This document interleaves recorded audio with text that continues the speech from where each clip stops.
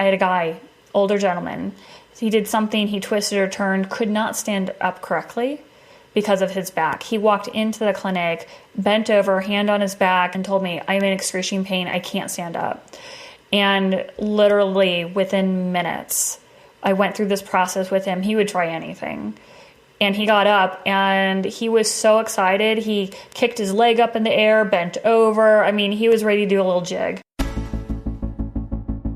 It all begins by understanding the mind. I want to be happy now.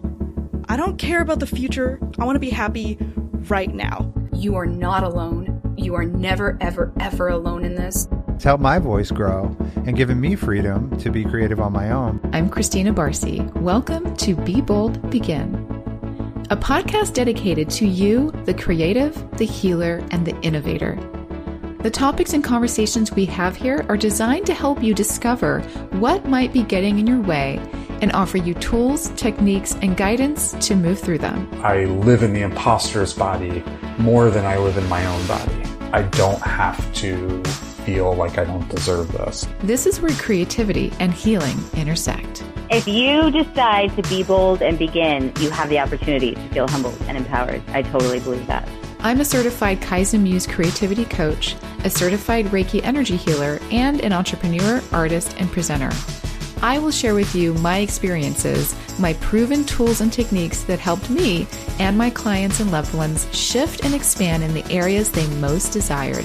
This is a gentle and open space where you will hear how others are being bold to encourage you to begin your own journey or expand the one you're on.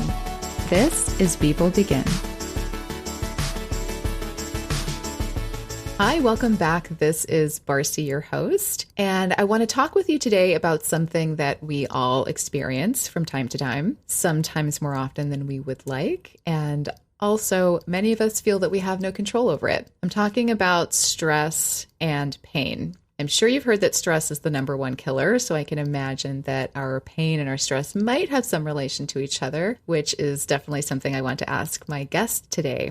Her name is Dr. Amy Novotny, and she helps high-profile entrepreneurs, business owners, physicians, and those in chronic pain or mental trauma alleviate pain, stress, anxiety, sleep deprivation, and the need for medications. She has discovered and developed a method called PAIN-AWARENESS-BREATHING-RELEIF, or PABR for short, which Dr. Novotny defines as a method that is a holistic approach to restoring the body to its full potential by using the body's own nervous system, and it is a step-by-step process to change the way the body feels and moves. I cannot wait to dive into all of this and learn everything she has to say about it. So with no further ado, welcome Dr. Amy Novotny.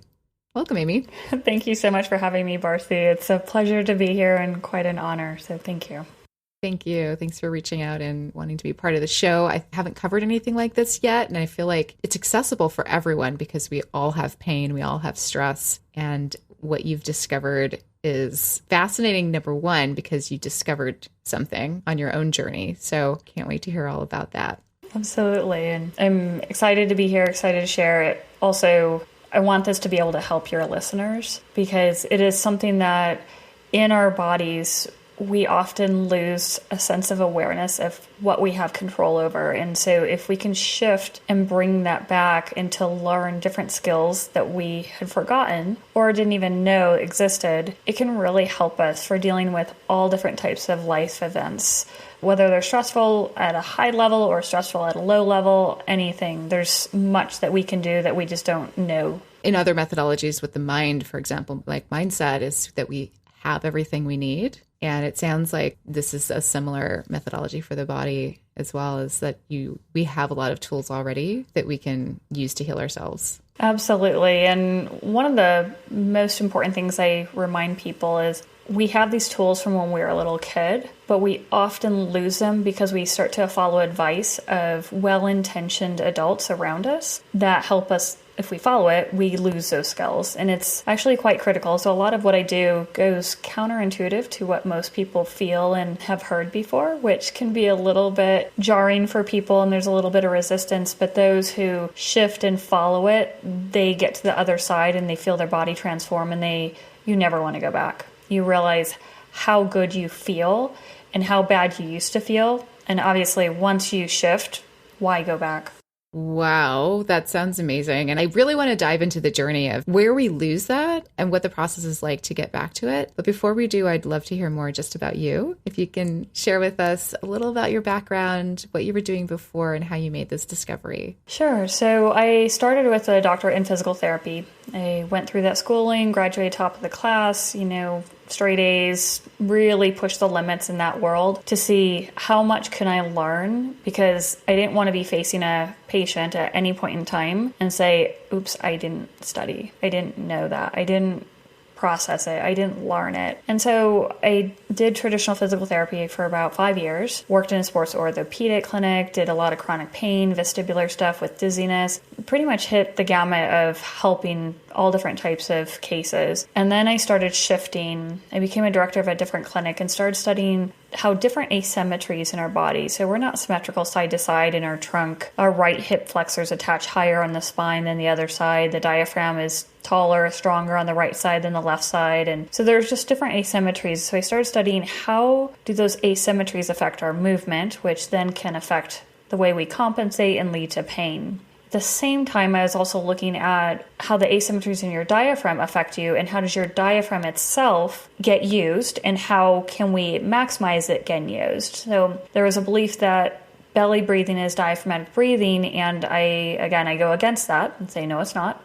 It's not. Oh. Yes. So as a former actor, you're going to have to break that down for me. Right. And I could definitely go through that because people are taught that for singing, for acting, and when I work with singers and that, they get octaves that they've never hit before when we change their breathing pattern to using their diaphragm to not just pushing their belly out. I started playing with that, and I'm a marathon runner. I'm an ultra marathon runner up to 100 miles. And so putting my body through the strains of doing something at a high level, over time, you start to get aches or pains or tightness or what have you. The whole runner's world know all about it. But what I was doing was, at the time, I was on the treadmill running 8 miles at a 7-minute mile pace. So I was trying to get it done in 56 minutes or less. And I was running fast, and I started playing with my breathing mechanism, like how I breathe, how did that affect me? And when I breathed a certain way, all the tightness went away, all the aches went away, all the pain went away, and I'd get off the treadmill and feel like I never even started. That it just felt so free-flowing. I didn't have to stretch, I didn't have to foam roll, I didn't have to scrape, all those things. Wow. Which, that's exactly what I said. Wow.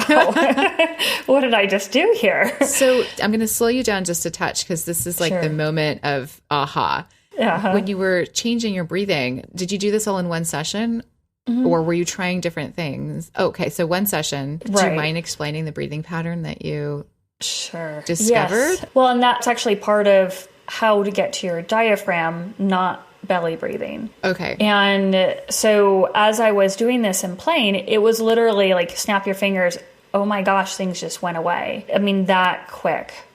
And so there's a process to this breathing. So I'll explain it a little bit in words, but this process can take people weeks to learn. Okay. I work with people individually for, an hour session at a time to get them to shift. Okay. I am very lucky, and I don't know if I've always been this way, but I'm very lucky I can sense things very quickly, and I can learn once I can sense. And so basically, when you think of blowing out, most of us suck our gut up and in. When you blow out, you say, okay, I need to get all the air out. I'm going to squeeze my belly button to try to push the air out. And I did the exact opposite. As I blew out, I let my chest drop down and in, let my belly button spill out, which, yes, will give you a gut and doesn't look great. But what happens is you drop your ribs down, which you use, hopefully, and this is something that I work on with people. You learn how to eventually use your side abdominals to help pull your ribs down as you blow out, because then that framework gives your diaphragm walls support for the diaphragm to actually work. When you suck your gut up and in, that lifts up your ribs, so now the diaphragm walls have no support. So if you try to inhale and you push out your belly, you're just distending your abdomen instead of the diaphragm dropping down. So it's an actual physiological change in how you breathe, the mechanism of how you breathe, and you feel muscle tension you release. I felt my bones go back to normal. So when I got off that treadmill, I didn't have the tightness. I didn't have the neurological tone in the muscles. My bones were cracked back in neutral position. I felt fine. Wow. because I changed my breathing, and that way of breathing calmed the fight or flight nervous system that ramps everything up and tightens everything up. Does that commonly, just as someone who doesn't run very often, does that fight or flight kick in more so because you're running? Because you're in a situation where your heart is racing and all of that? So there's different ways that your fight or flight kicks in. So it can kick in mentally, emotionally, intellectually, spiritually, all different ways. And I'm even familiar physically. with all of those.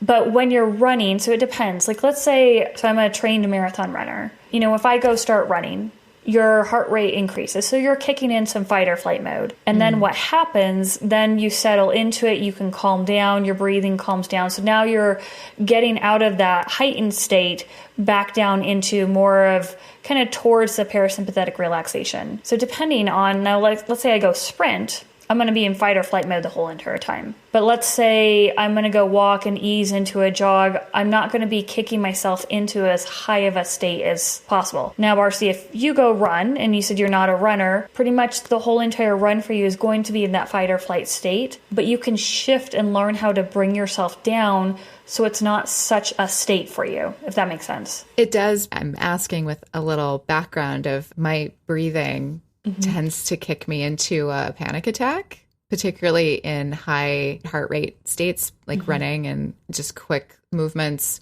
in exercise and things like that. It's been very frustrating for me. So hearing you talk about it in this framework is kind of enlightening and inspiring to want to try something different.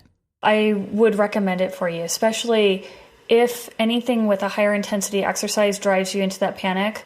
That tells you that your normal breathing, you're already elevated and it's already in fight or flight mode. Highly likely your rib cage is elevated and you kind of fall into the pattern that I'm describing, because now moving at a faster rate where you need more oxygen pumping, you're not accessing your diaphragm. And what happens is you're likely using your rib cage. Your rib cage is lifting up when you are at a higher intensity. There is a max to how much your rib cage can lift up. If it's already at an elevated state when you're at rest, then when you go to do something where you need to get more air in and your rib cage can't really expand as much, then you're going to feel short of breath and it's going to trigger the panic. So exactly what I'm talking about, this is something that you could shift your body, transform it, so you don't have those types of responses and your fight or flight mechanism isn't triggered every time you breathe.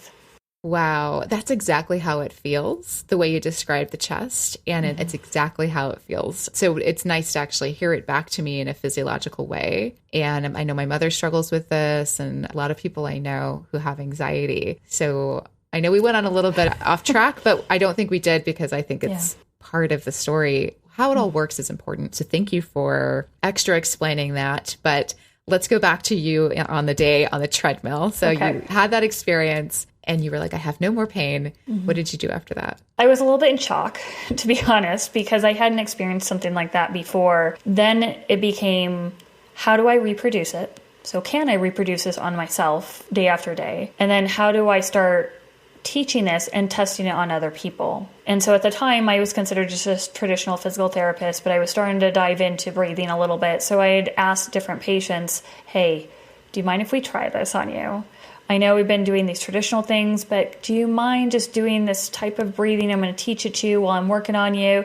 A lot of people said yes, some people said no, and I respected their answer. And the people who said yes, they got better. All of a sudden their healing timeframes just shortened. They got better. Pain went away. I mean, cases where I would see a person, I had a guy, older gentleman, he did something, he twisted or turned, could not stand up correctly because of his back. He walked into the clinic, bent over, hand on his back, and told me, I'm in excruciating pain, I can't stand up. And literally within minutes, I went through this process with him. He would try anything. And he got up and he was so excited. He kicked his leg up in the air, bent over. I mean, he was ready to do a little jig. And it was because we calmed him down. The nervous system calmed down through this breathing and repositioning your ribs. It calmed down so the muscles let go of his bones. They repositioned back to neutral. His pain went away. He stopped pinching tissue that was causing the severe pain, which of course, when you're in pain, you're going to tighten up even more. And it was a cycle that couldn't get broken until we got his rib cage into position, changed his breathing, and it just released everything. Oh my God, that's so powerful. And this idea of the nervous system, it's very connected to the nervous system. It sounds like the system you've created. Is that the ultimate goal, is to calm down the nervous system? Yes. So it's basically the lens I look through my eyes now is, what is a person's nervous system doing? That fight or flight nervous system. When I meet people, and it's hard to turn off, but I'm always looking, what state are they in? Are they calm? Are they not calm? Are they over the edge where they've already passed that threshold of a fight or flight into, even beyond? And so that's how I approach people. And that's why if you look at the common denominator in people who can't sleep, who have anxiety, stress, panic, pain, even people who are bone on bone going in for orthopedic surgery or like a disc herniation, the common denominator in all that is the fight or flight nervous system is ramped up. And so why not start there and teach people the skills that they learn how to calm themselves down? So it's not me doing it to them, it's them doing it to themselves through changing their internal wiring so that they have more control over their body again. Wow, that's such a nice and succinct way of explaining it that we can understand. And it's, like I said, it's so empowering to know that this is possible and that we have the tools and that it's in our breath. So I know we're virtual and you can't see my whole body, but can you tell what's going on with my nervous system as we talk? I can tell a little bit. It's a little bit hard because you have a mic right in front of your chest, but normally I would watch you. And so I can tell just from how you're sitting very upright. I can tell that your body's ramped up. Your shoulders aren't bad. They're down a little bit, but you use your neck muscles a lot. So I can tell that there is tension there. Your rib cage is elevated. And so I know that there's going to be that aspect of it. The other thing is, for anyone who has anxiety, they may feel pressure in their chest, in their breastbone. And this sounds funny. When you blow out, you should feel your breastbone melt in. And when people can't feel it just truly melt in, as if you're getting away from your shirt or your bra, if you can't feel that, you're also in fight or flight mode based on position and based on your breathing. And so there's a lot of changes that can be made that really help you out, which to me, I'm always excited. The more we can find that we can change, the better you're going to feel. That makes sense. It's like, I would assume moving on from one problem to the next and addressing all of them as you go. Is that maybe how the process would? It kind of starts that way, where first we have to teach you how to change the way you breathe and the way you position your body. And that generally elicits a general overall relaxation. So I have a lot of people who fall asleep on me, whether it's in person or on Zoom. I could see a lot of people, they just conk out and start snoring, and I gently wake them up. But then from there, once you learn that, then we start working on how do you move in your daily life, and how do we change that so your movement pattern is not in a fight or flight pattern. And we combine that with breathing. So for instance, how you reach.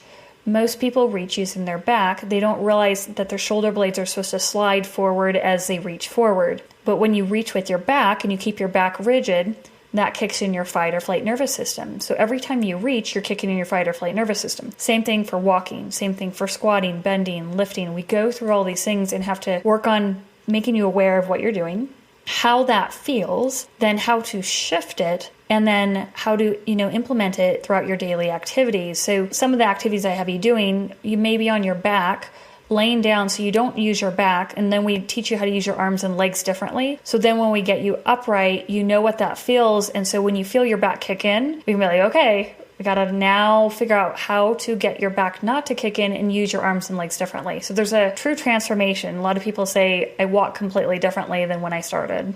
That makes sense. That makes a lot of sense. And the laying down technique makes sense to me as well. Again, coming from being an actor, you have to mind-body connect often. And some things were taught to me lying down so you could see what a relaxed breath felt like. So that's what I relate it to in my own sort of experience with relaxing and learning how to breathe or move or use your body. So I have a funny question, maybe.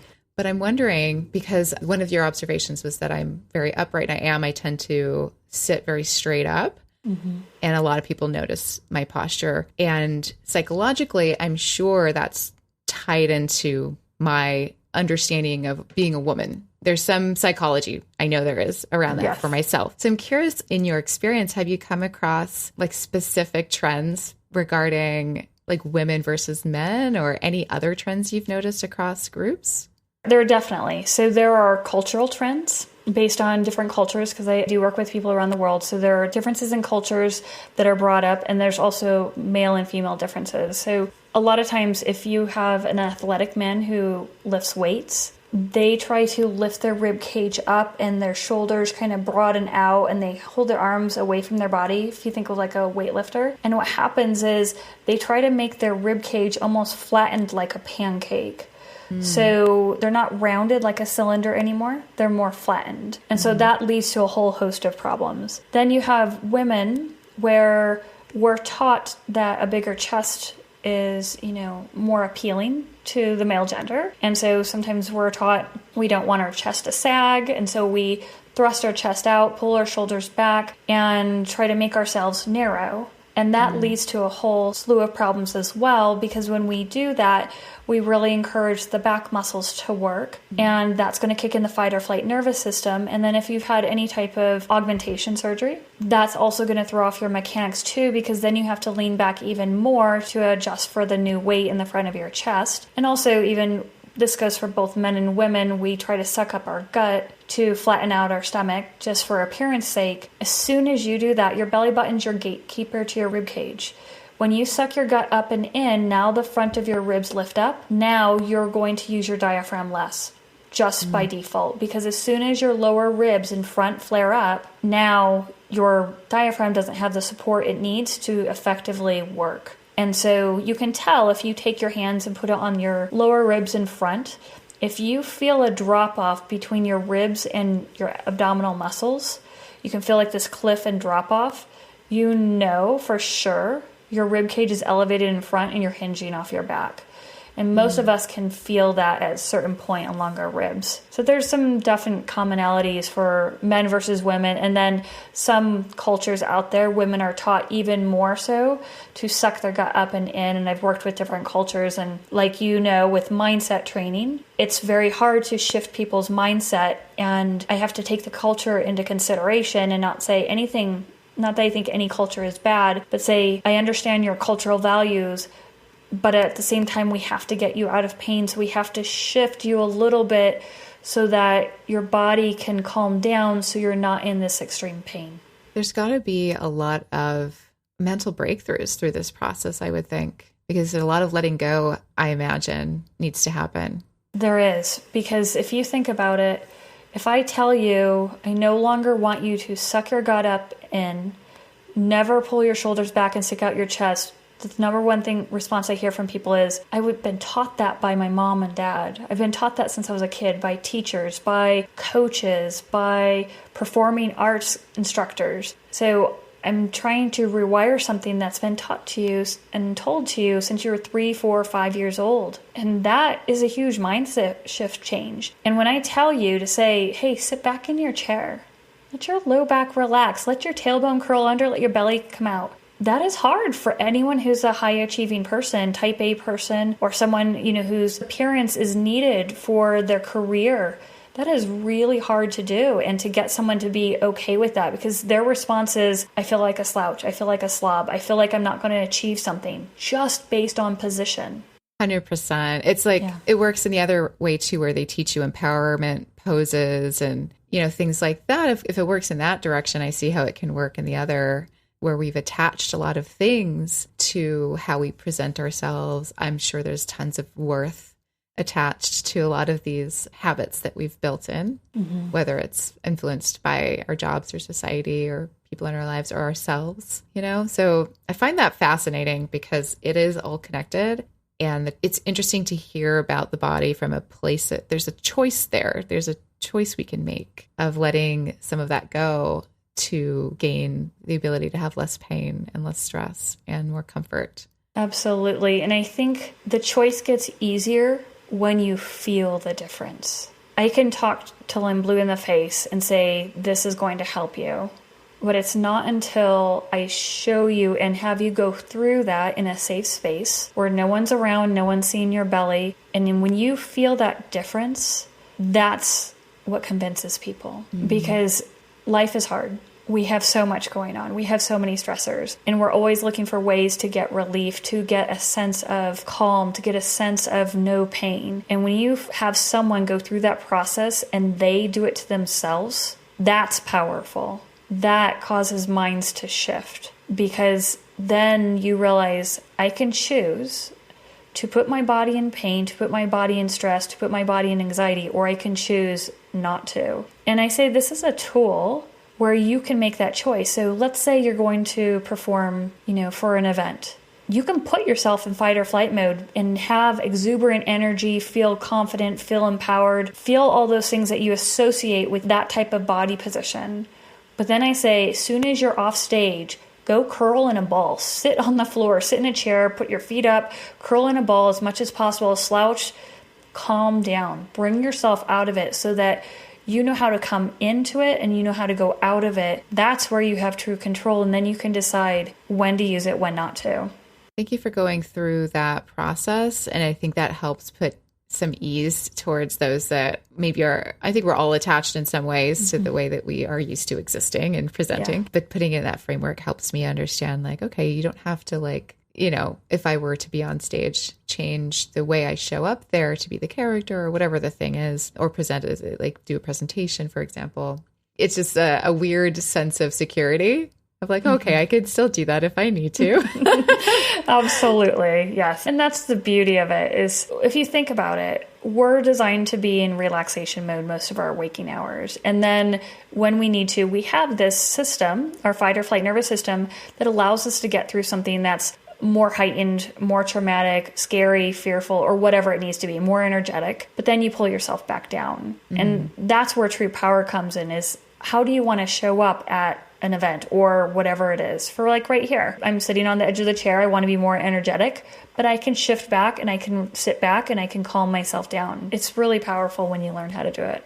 I love that. You mentioned trauma, and I'm wondering if you've worked with people who experience trauma and if this helps them, maybe not in a different way, but just what the experience was like for you and for them with this process.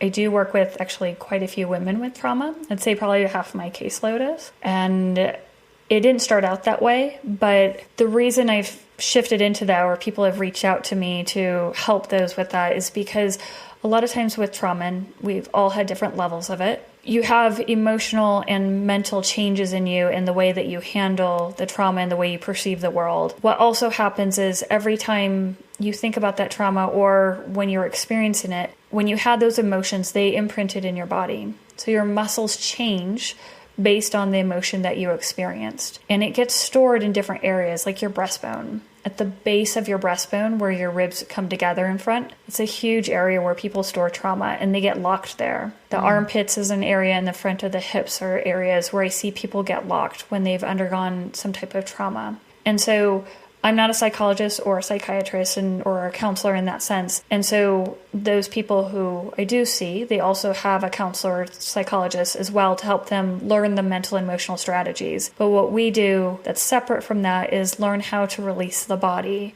from the emotions that were imprinted in them. And so often that helps them go further along with their psychologist, because now they feel a freedom in their body. Their body feels free-flowing. They don't have this idea that if they let their gut go, that they're completely vulnerable and they're going to be harmed again. They gain control of their body during the releases. And sometimes the releases that we experience as we're going through this process, it could be crying, it could be arms moving, it could be shouting, it could be changing into a different personality. There's a lot of things that go through with us, but it's really powerful when you see someone finally get the body to let go, even though their mind or their intellect was able to get let go, a long time ago. Wow, there's just so much information, and I love this modality of healing because it feels intuitive to me. In the way that you're describing it, I'm so interested because I can relate to it. I've had experiences where I'm like, yes, my chest is tight, or yes, I know I'm storing something here. And it's kind of validating to hear it from a scientific explanation that yes, things get stuck there and yes, we can release them. And that can be, and maybe has to be part of the process if we are healing our mental states as well. It's like the part that maybe we don't talk about as much. So I'm really glad that you're doing this kind of work and speaking about it in such a wonderful, succinct way that's relatable and intuitive. Mm-hmm. Yeah, I just wanted to say that and acknowledge that. Thank you. Yeah. Yeah. I know we jumped around a little bit because this is so fascinating and it's easy for me to keep asking you questions about every little thing you say. But going back to when you discovered this and you were trying it out at because I find your story interesting of how you evolved when you were working in physical therapy. Mm-hmm. You shared in a call before we jumped on this one that wasn't received very well by the owners or the people you were working for. Mm-hmm. What was that like and how did you transition out of that? Yeah, that was hard because in traditional physical therapy settings, you rely on referrals from physicians. And that's a common way that you get clients and patients. And so me introducing something that had to do with breathing and your nervous system and often used balloons or straws considered weird. I mean, frankly, it's considered weird, woo-woo, like what in the world are people doing? And so I got a lot of resistance. At a certain point, I was told, because balloons would sometimes pop until I figured out a way they wouldn't pop, I was told, if another balloon pops, you're not doing this anymore. Or if you use any type of breathing, I was told this by different physicians, they would not be sending people to me, even though it was working. They just said, if you do this, you're not going to do it. And I can't tell you how many days I went home after work in tears and just crying because it's really hard when you know something, you felt something shift in your own body and you just want to share it with everyone possible and you want to teach them that. And there was a struggle for me also learning how to communicate this process as I was trying to figure it out and really get it out there.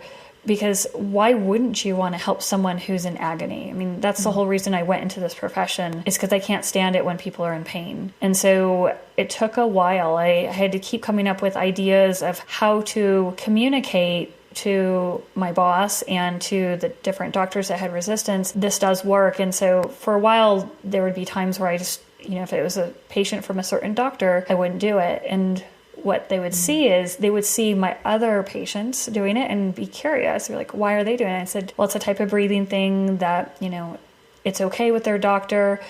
And then they would say to me, well, I want to do that. I said, I'm not allowed to. Even though I'm an independent practitioner and my doctorate, I'm not allowed to do it because your doctor sent you to me. And they said, well, I'm going to go back to my doctor and get permission. And so they did that. And that started shifting perspectives. And a different neurologist had found out about me and found that I was able to help one client get better with a nerve injury months faster than typical healing timeframes, and that shifted things as well. So it took some time. It took a year or so to actually get a shift in mindset, and it was hard. How did you find the strength to stick with it and not just say, you know what, this is not worth all the effort and pain? I'll tell you, it was hard. It was extremely hard. And I think there was a couple cases where I had an older lady, she's in her 70s. She was a psychologist at a time, now retired, where she was scheduled for a knee replacement. Mm-hmm. And she had done injections 3 times a year. She had been doing daily anti-inflammatory tablets, NSAIDs, whatever, ibuprofen, for years. And she came and gave me a chance. And she said, I want to give you this a chance. I'm scheduled for surgery in a couple months anyway, so might as well try this. And she did. And after the first visit, she came back. She said, I don't have any pain. Like, how quickly is this supposed to work? I said, it can work pretty quickly. Some people don't have pain right away. Some people it takes a little bit longer, but it can happen really quickly. And within 2 weeks, she canceled her surgery. And this was back in 2016. And so every time that I had resistance, I'm like, okay, I know this works. This isn't woo-woo. I can do this. I can push through. And she actually helped me, that psychologist, she actually helped me become more well-known because she's a photographer as well and traveled around the world. And she told a world-famous photographer about me. And then he flew in from Florida to come visit me to get this type of treatment. And it got rid of his pain. And he actually hired me to travel around the world to make sure he didn't have any issues when he had to go to Antarctica to photograph penguins. And so that's actually I gave up my whole entire life to go do that. And then when I came back, I decided to do this as a true business on my own. So I didn't have to worry about the resistance I would face from not being status quo. And I turned it into a process. So I don't do physical therapy anymore. I do this. And that's how I kind of overcame a lot of resistance. Seems like you had a lot of just moments of successes that would show up at the right time. I was lucky, and many times, it's a lot of hard work, and I don't always tell the bad stuff, but there are many times I'm very grateful for. I'm so glad you shared that, because it's hard to know sometimes how these journeys happen, and we think like, oh, they figured something out and they have everything figured out. And it's a journey, and it takes time, and it's not easy, especially something like what you've come upon. To try to teach people that it's valid is not an easy thing. Thank you for sharing that. Oh, you're welcome. And I hope it helps people. And I hope they realize there is a lot of struggle to achieve some success sometimes. And being around supportive people who can keep boosting you up and giving you hugs, that always helps as well. Yes. That's a really good point. If there was anything that you really want the listener to understand from today's conversation, if there was one takeaway, what would that be? I would say check in with yourself throughout the day. See how much you're holding your breath. See how much you're clenching your stomach up and in. If you can notice those two things, you'll start to shift your body. Let your belly button out. Let your ribs drop down, let your belly out. I say ribs down, belly out. Just keep repeating that throughout your day. Let that become a mantra for you. Because if you can start to shift the way you breathe and the way you hold yourself, you'll start to feel the health benefits, the personality benefits, the mood benefits, all of it. Thank you. It's something everyone can take with them and try. Mm-hmm. That's wonderful. Absolutely. So how can we connect with you? Wonderful. I am on social media. You can look up Dr. Amy Novotny, but I like to reach out to people, or like other people reach out to me. You can connect with me through email, amy@PABRinstitute.com. I do free 15-minute consults. If people just want to tell me a little bit, if they need free resources, I'll send them those if they don't want to work one-on-one. So I just like to connect and hear from people. So that's the best way. Wonderful. I'll put all of that in the show notes so that people can easily access you. And just thank you again for sharing in such detail how this works, how you came upon it, and the journey you went on to make sure we could all heal and learn with you. Thank you so much for having me, Barcy. I really appreciate your time. Thank you. Thank you for listening to Be Bold Begin. Make sure to catch our Thursday Small Shifts episodes for 5-minute self-reflective small questions that follow a theme and a guided meditation style. Also be sure to click the follow button or check mark for Be Bold Begin on your favorite podcast app to add it to your library so each episode downloads automatically. And if you'd like to stay connected for workshops and all Be Bold Begin offers and get a free guide to working with fear and imposter syndrome, you can go to fearimposter.avanthousemedia.com or click the link in the show notes. Stay safe and keep creating.